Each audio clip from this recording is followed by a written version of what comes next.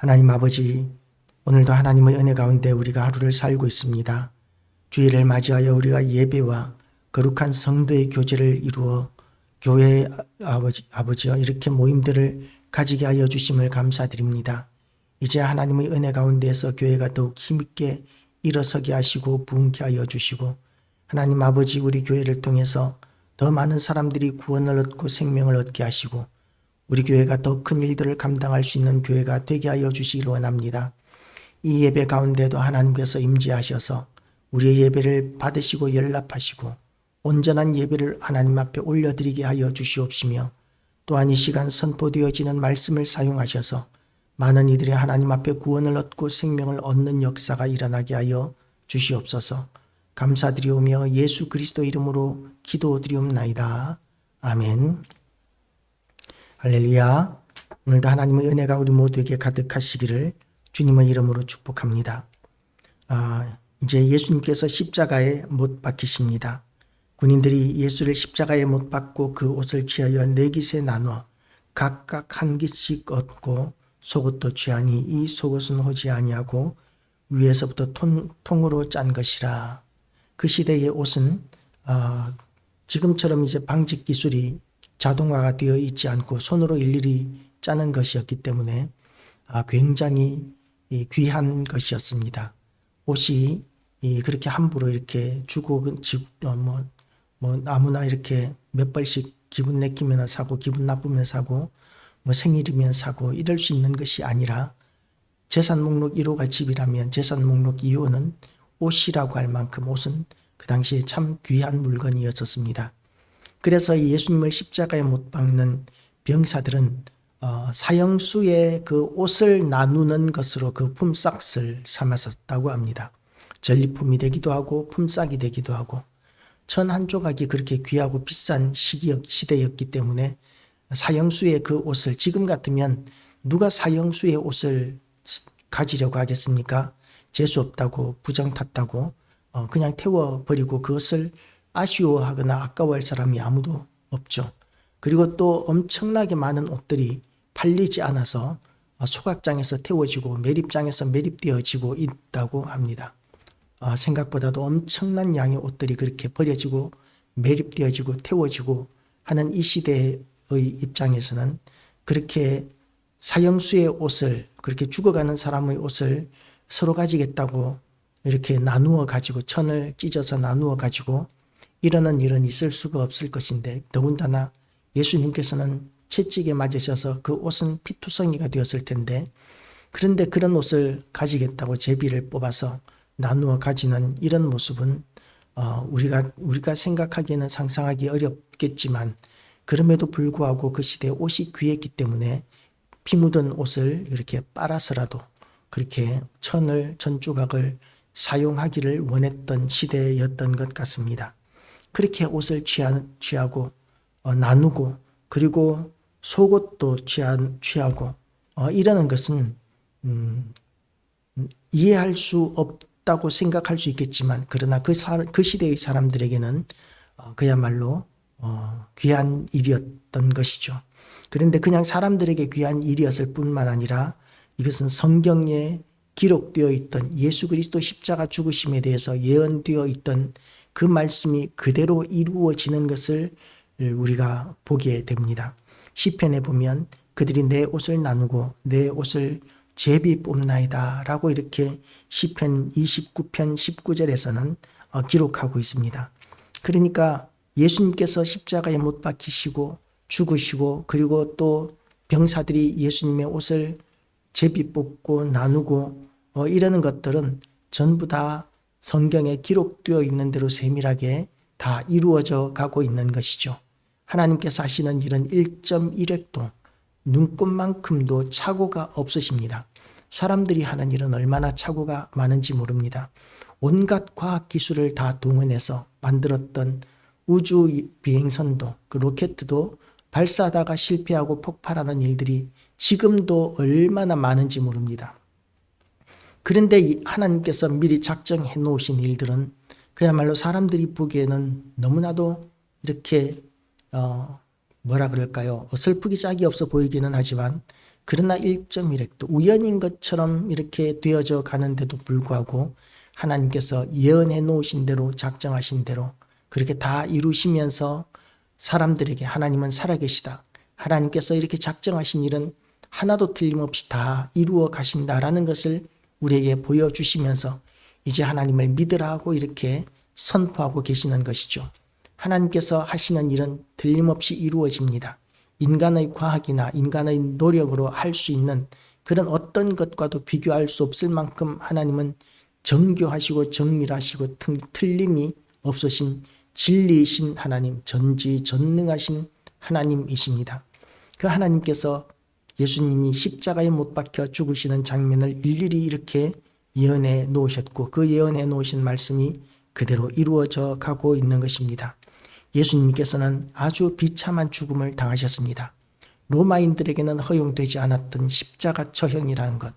왜 로마인들에게는 허용되지 않았느냐 하면 너무나 고통스럽고 비참한 죽음이기 때문에 로마 시민권을 가진 사람들에게는 함부로 십자가 형벌을 이렇게 행할 수 없게 만들어 놓았었습니다. 그런데 예수님께서는 그렇게 참혹한, 가장 참혹한 이 사형 방법인 십자가 형벌에 십자가에 이렇게 매달려서 나무에 달려서 높이 들리셨는데 나무에 달린 자마다 저주받은 자라고 오늘 오전에 말씀을 선포했었는데요. 예수님께서는 그렇게 세상 모든 죄를 짊어지고 나무에 매달리심으로 말미암아 십자가에 매달리심으로 말미암아 죄악의 저주를 온 세상의 죄악의 저주를 홀로 다 감당하셨습니다. 하나님께서는 예수님께서 그렇게 십자가에 못 박혀 죽으시고 세상의 모든 죄에 대한 그 저주를 당하게 하시면서 그리고 예수님을 믿는 사람들은 누구든지 모든 그들의 죄가 하나님 앞에서 다 사하여졌고 없어져 버렸다는 것을 작정하신 것이죠. 하나님께서 작정하셨기 때문에 우리는 하나님의 은혜 가운데 예수 그리스도로 말미암아 구속 곧 죄 사함을 얻고 구원을 얻게 되었습니다. 이것이 값어치 없는 일이 아닙니다. 예수님께서 십자가에 매달리시는 일은 너무나 고통스러운 일이고 비참한 일이었습니다. 그리고 예수님께서 그렇게 십자가에 못 박히시는 그 일들은 하나님께서 작정하신 대로 예비하신 대로 그대로 이루어져 가고 있습니다. 그리고 예수님께서는 그 하나님으로부터 받은 사명 감당하는 일에만 그렇게 충성을 다하시고 최선을 다하시고 또한 스스로의 책임감, 인간적인 책임감에 대해서는 내몰라라 하시지 않으셨습니다. 25절 말씀을 보면 예수의 십자가 곁에는 그 어머니와 이모와 글로비의 아내 마리아와 막달라 마리아가 섰는지라. 예수께서 자기의 어머니와 사랑하시는 제자가 곁에 서 있는 것을 보시고 자기 어머니에게 말씀하시되 여자여 보소서 아들이니이다 하시고, 여기서 사랑하시는 제자는 아마도 이 요한복음을 기록한 사도 요한인 것으로 생각이 됩니다. 그 사도 요한에게 예수님께서는 어머니에 대한 부양을 부탁하고 계신 것이죠. 예수님께서 그 사도 요한에게 어머니의 부양을 부탁하고 사도 요한은 예수님의 그 부탁을 이렇게 받아들이고 있습니다. 어머니로 모셔라. 그리고 아들로 대하십시오. 그렇게 예수님께서는 어머니에게 그렇게 말씀하십니다.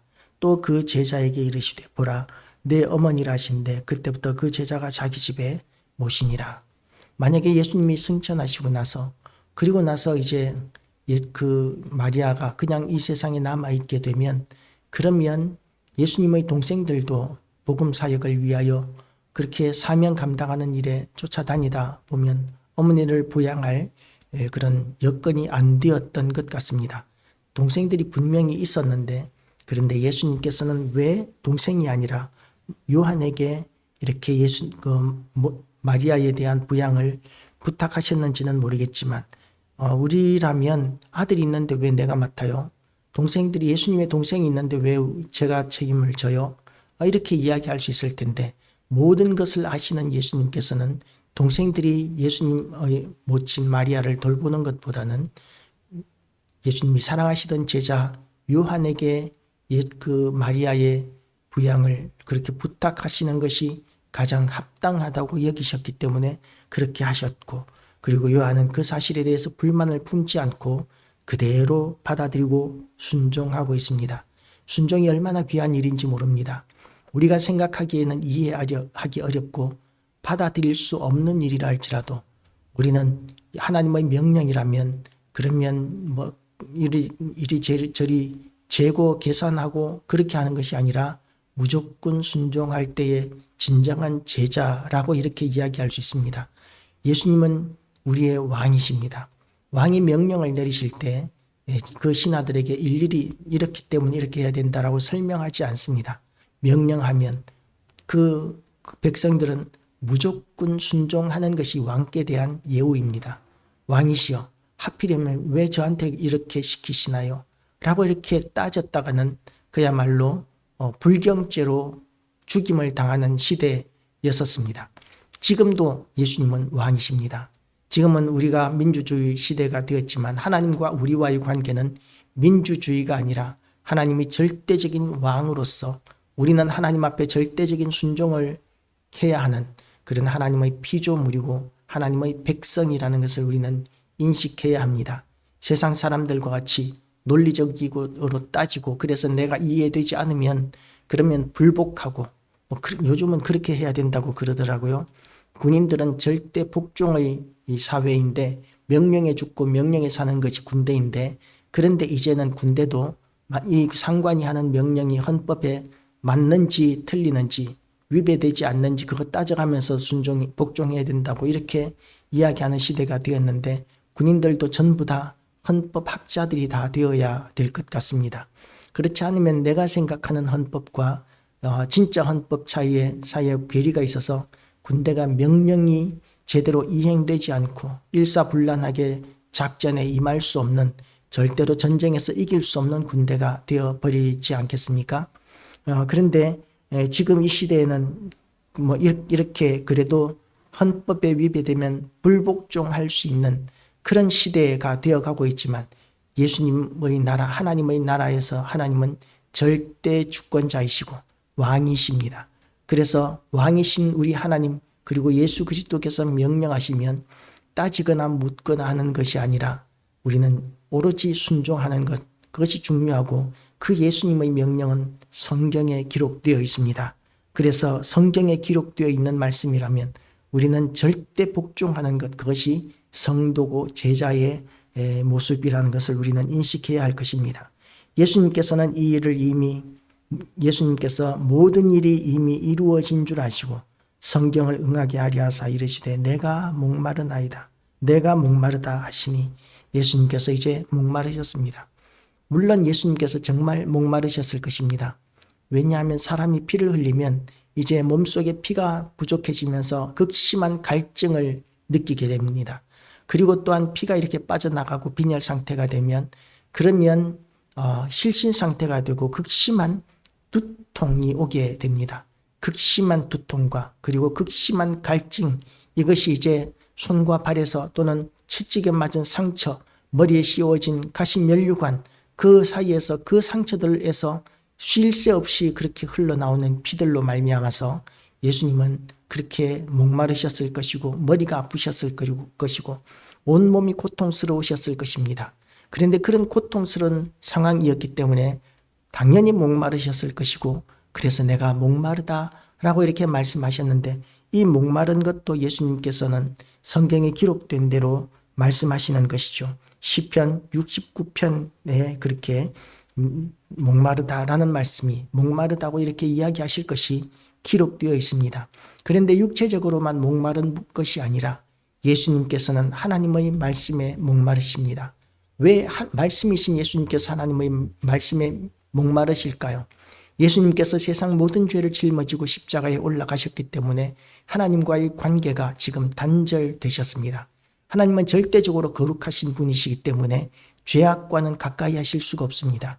그런데 예수님은 세상 모든 죄를 짊어지고 있으시기 때문에 예수님과 하나님과의 관계가 지금 단절되었고, 오전의 말씀과 같이 예수님께서는 나무에 달리신 자로서 세상의 모든 저주를 다 홀로 짊어지시고 그렇게 저주를 받으셨습니다. 모든 저주를 받으시고 세상 모든 죄를 짊어지셨기 때문에 하나님과의 관계가 단절되었고 말씀에 단절되었기 때문에 영적으로 예수님께서는 그렇게 목마르셨을 것입니다. 하나님의 은혜에 목마르고 그리고 하나님의 말씀에 목마르고 하나님의 사랑에 목말라 하시는 예수님의 모습이 지금 십자가에서 그대로 나타나고 있는 것이죠. 그래서 우리는 알지 못하지만 영적으로 그렇게 깨어 있으셨던 하나님의 풍성한 은혜들을 누리셨던 예수님께 있어서 하나님과의 관계가 단절된 그 목마름은 감당하기 어려운 고통이었을 것입니다. 예수님께서 그렇게 목마르다 하시니까 사람들이 신포도주가 가득히 담긴 그릇이 있는지라 사람들이 신포도주를 적신 해면을 우설초에 메어 예수의 입에 대니 신포도주는 이제 그 십자가상에서 죽어가는 그 죄수들의 고통을 조금이나마 덜어주기 위한 하나의 마취제와 같은 그런 목적으로 준비되었었습니다. 그런데 그것은 예수님이 원하시는 바가 아니었었습니다. 예수님께서는 세상 모든 죄를 짊어지시고 그 죄의 대가를 지불하셔야 하셨기 때문에 십자가의 모든 고통을 조금도 빼놓지 않고 온전히 다 온몸으로 감당하셔야만 하셨습니다. 그래서 그 포도주를 드시지 않으시고 맛만 보시고 그리고 드시지 않으십니다. 그리고는 이제 이렇게 말씀하십니다. 다 이루었다 하시고 머리를 숙이니 영혼이 떠나가시니라. 다 이루었다는 말씀은 이제 예수님께서 우리를 구원하시기 위해서 하셔야 할 사명을 다 이루셨다는 것을 의미합니다. 그래 어떤 사람들은 이단들은 이렇게 이야기합니다. 예수님께서 세상에 오셨지만 그리고 다 이루었다고 이야기하셨지만 그러나 세상은 아직까지도 너무나 죄악이 많고 변함이 없기 때문에 예수님은 실패하셨다. 그래서 우리 교주가 이제 그 예수님께서 실패하신 그 일을 제대로 성공하기 위해서 완성하기 위하여 하나님으로부터 이 땅에 보냄을 받아왔다.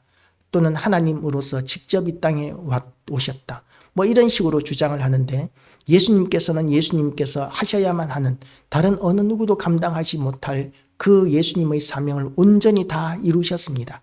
하나도 빼놓지 않고 온몸으로 다 이루셨습니다. 그래서 이제 예수님 이후의 제자들이 감당하는 것은 뭐냐면 예수님께서 하신 일을 기반으로 해서 예수님께서 하신 일을 전하는 그것이 제자들의 일이었지 예수님께서 하신 일을 똑같이 하는 일은 이제는 있을 수 없습니다. 이제 예수님께서 감당하셔야 할 일들은 온전히 다 이루셨습니다. 하나님께서 우리에게도 주신 사명들이 있습니다. 우리가 평생 동안 충성을 다하지만 그러나 그 일들을 이제 예수님이 이렇게 소천하실 때처럼 다 이루었다라고 이렇게 이야기하고 우리가 천국에 갈 수 있는 사람이 몇이나 되겠습니까? 우리는 하나님께서 우리에게 주신 시간들을 하나님을 기쁘시게 해드리기 위해서 사명 감당하는 일에 있어서 다 이루었다고 이야기할 수 있을 만큼 최선을 다해서 충성을 다하는 그런 성도와 교회 되시기를 주님의 이름으로 축복합니다. 다 이루었다는 말을 하신 예수님께서는 얼마나 행복하셨는지 모릅니다. 다 이루었다는 말의 의미는 또 다른 의미에서 내가 이겼다라는 그런 의미도 됩니다. 승리했다라는 이런 의미도 담겨져 있습니다. 원어적인 측면에서 그렇다는 거예요. 원어적인 측면에서 이것은 그냥 패배주의적인 십자가에 못 박혀 죽어가는 죄수로서 사형수로서의 한탄의 소리가 아니고 승전하는 장군이 전쟁에서 이기고 이제 그 전쟁에서 승리하고 나서 우리가 이겼다라고 이렇게 이야기하는 이제는 승리했다라고 이야기하는 그런 의미가 다 이루었다에 담겨져 있는 것이죠. 마귀와 사탄이 하나님께서 우리를 구원하시는 예수님의 십자가 계획을 알고 있었다면 세상의 모든 나무를 없애서라도 예수님이 십자가에 달리시는 일을 결단코 막으려고 했을 것입니다. 물론 막는다고 하나님께서 하시는 일을 절대로 막을 수는 없었겠지만 그러나 이 예수님께서는 십자가에 못 박혀 죽으심으로 말미암아 세상 모든 죄를 짊어지시고 누구든지 예수 그리스도를 믿기만 하면 구원을 얻게 하는 그 일을 예수님께서는 다 이루셨다고 이렇게 이야기하셨고 그리고 이제 누구든지 이제는 예수님을 믿기만 하면 되기 때문에 제자들은 예수 믿으라고 전하는 것이죠. 예수님께서 우리를 위하여 십자가에 못 박혀 죽으심으로 말미암아 우리는 구속, 죄사함을 얻었고 이제는 예수님이 승리하신 것과 같이 우리도 승리자로서 승리의 행군을 하게 되었다. 승리자의 무리에 들게 되었다라고 이렇게 소리칠 수 있게 된 것입니다. 우리는 승리하였습니다. 우리가 싸운 것도 아니지만 예수 그리스도께서 승리하셨기 때문에 우리도 승리자인 것입니다. 승리자로서 우리는 또한 예수님께서 사명을 감당하시고 다 이루었다, 우리가 이겼다라고 하면서 그 생을 마치신 것과 마찬가지로 우리도 마지막까지 다 이루었다, 이제는 나의 싸움은 이겼다라고 이렇게 소리치고 우리의 인생을 마감할 수 있는 그런 보람있고 가치 있는 하나님으로부터 인정받는 교회와 성도들로 살아가기를 결단하는 이 시간 되시기를 주님의 이름으로 축복합니다. 기도하시겠습니다. 하나님 아버지, 예수님께서 하실 일은 이제 다 이루었습니다. 이루고 가셨습니다. 그리고 이제 우리에게 남은 일이 있습니다. 예수 그리스도께서 다 이루신 일들을 이제 세상 가운데서 전하는 일을 하나님께서 우리에게 위임하셨사오니 하나님 아버지, 우리가 그 일을 잘 감당할 수 있도록 우리와 함께하여 주시옵시고, 또한 예수 그리스도께서 말씀하신 대로 우리를 통하여 어둠의 영들이 떠나가고 귀신이 떠나가고 마귀와 사탄이 떠나가고 질병이 치료되어지는 그런 역사들이 지금보다 더 많이 나타나게 하여 주셔서 세상에 하나님을 부인할 수 없는 부흥의 역사들이 일어나게 하여 주시옵소서. 이 땅에 다시 한 번 더 하나님께서 부흥을 허락하여 주시기를 원합니다. 우리의 연약함 가운데서도 승리를 주시는 하나님께 찬양과 경배와 영광을 돌려드리오며 예수 그리스도 이름으로 기도드리옵나이다. 아멘. 하늘에 계신